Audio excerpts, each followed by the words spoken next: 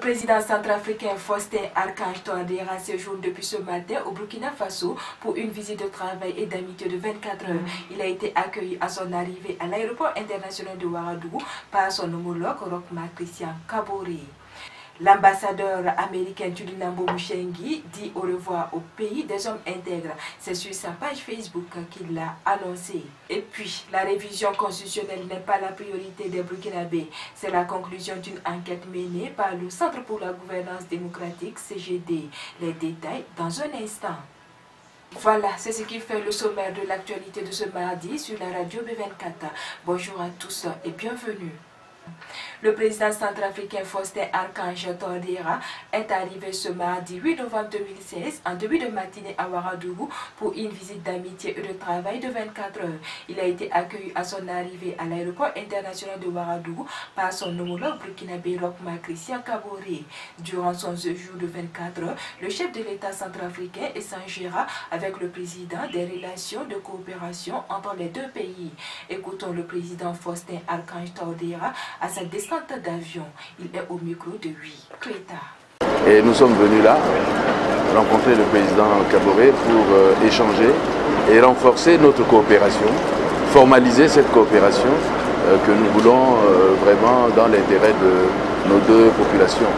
Et nous savons qu'il y a beaucoup d'opérateurs burkinabés qui travaillent, et là aussi, puisque notre pays, la République centrafricaine, sort d'un moment de crise, nous avons besoin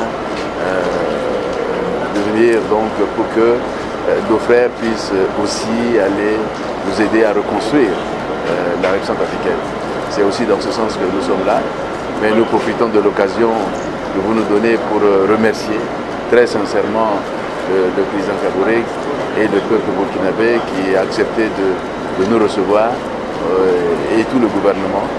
Nous avons commencé depuis un moment des échanges, c'est l'occasion de formaliser cela. Et voilà, c'est le sens de notre visite. C'est vrai que nous sortons de crise et il y a toujours quelques poches d'insécurité, mais le gouvernement y travaille. Nous avons mis en place, disons, un processus de désarmement, démobilisation, réintégration des ex-combattants. Parce que depuis lors, les groupes armés détiennent des armes. Donc il y a un processus que nous avons démarré qui fonctionne.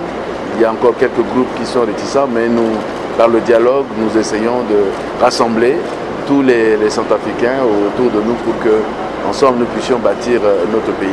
Il y a aussi la restructuration de nos forces de défense et de sécurité. Et là également, nous voulions, dans le cadre de cette visite, échanger avec le président Kaboré et le gouvernement, dans quelle mesure aussi tirer l'expérience de ce qui se fait ici au Burkina Faso.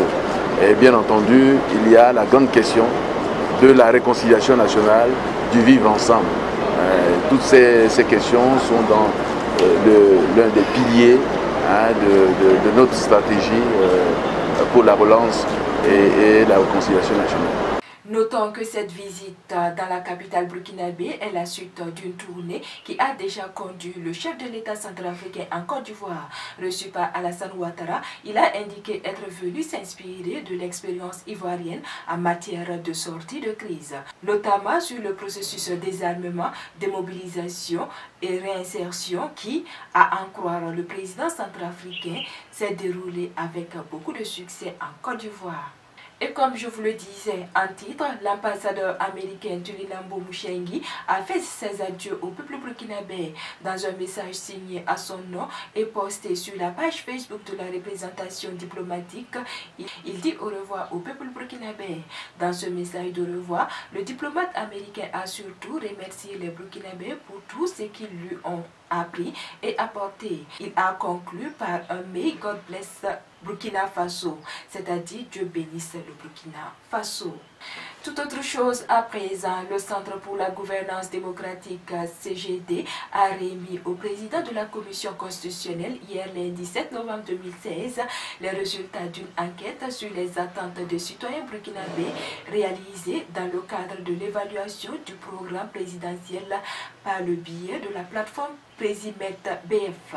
Il ressort que le projet de modification constitutionnelle n'est pas la préoccupation première de l'heure des personnes sondées, mais plutôt la situation économique morose et la soif de justice.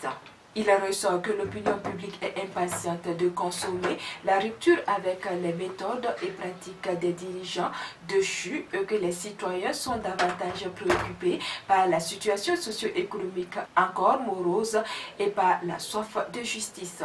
En ce qui concerne les conditions d'éligibilité au poste de président du Faso, avant de prétendre à la magistrature suprême, les personnes interrogées ont exprimé le désir d'avoir un président qui a d'abord été un élu. Il ressort également de l'enquête que les citoyens veulent des députés et des conseillers municipaux avec un niveau intellectuel permettant d'exercer de façon lucide leur mandat des maires élus au suffrage universel et une limitation du mandat des députés pour favoriser le renouvellement de la classe politique.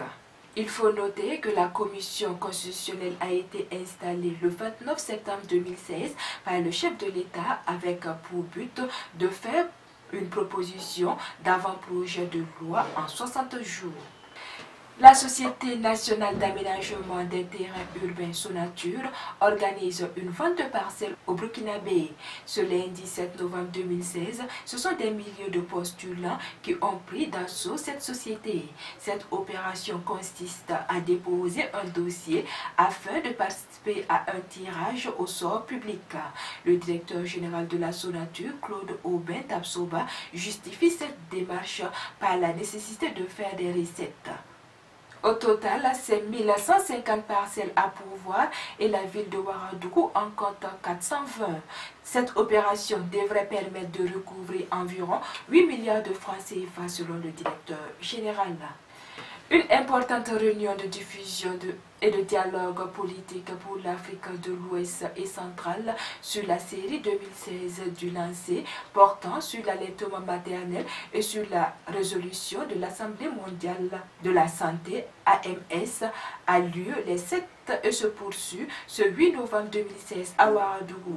Première du genre en Afrique francophone, cette réunion vise à stimuler le dialogue pour une implication à la fois des politiques et des programmes dans la promotion de l'allaitement maternel en Afrique de l'Ouest et centrale. Plusieurs participants venus du Cameroun, Sénégal, États-Unis, Côte d'Ivoire, Guinée-Bissau, Tchad, des bureaux de l'OMS et de l'UNICEF vont échanger sur les résultats du lancer 2016 et dialoguer sur la promotion de l'allaitement maternel pour la survie de l'enfant en Afrique de l'Ouest et du Centre.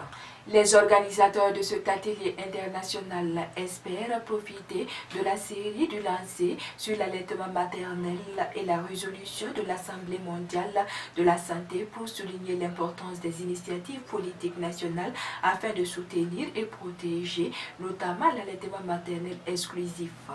Cette réunion est placée sous le parrainage de l'épouse du chef de l'État, Sika Kaboré, et a connu la participation du ministre burkinabé de la Santé, Smaïla Ouedraogo.